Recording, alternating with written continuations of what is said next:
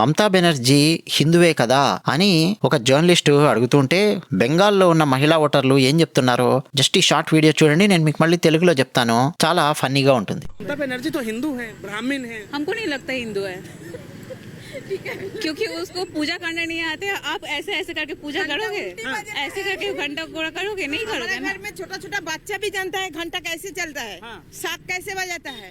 तो इतना उम्र के वो नहीं जानता है, वो घंटा उल्टे बजाता है. ये कैसे है, फूल फेंकना है, ये ऐसा है. वो श्रद्धा से देना चाहिए, वो इतना से देता है, ये ठीक बात.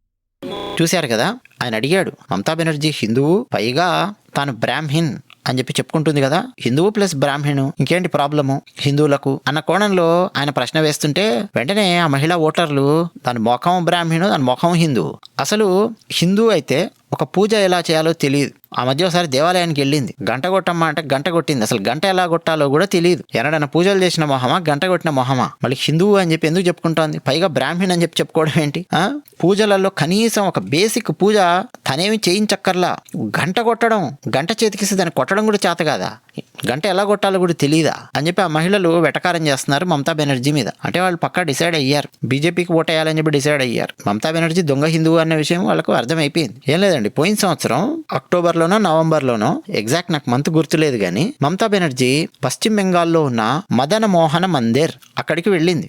కూచ్ బెహార్లో ఉంటుందన్నమాట. గంట కొట్టమ్మా అని చెప్పి పూజారి చేతికిస్తే చూడండి ఎలా కొడుతోందో.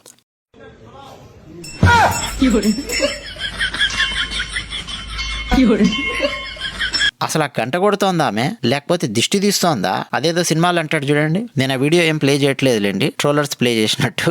గంట కొట్టాలంటే ఇలా, కొట్టేయాలంటే ఇలా అని చెప్పి రాజేంద్ర ప్రసాద్ చెప్తాడు చూడండి. ఏ సినిమాది కామెంట్ సెక్షన్లో రాయండి. పోనీ కనీసం కొట్టేయడానికన్నా పట్టుకున్నట్టు పట్టుకుందంటే కాదు, గంటతో దిష్టి తీస్తోంది.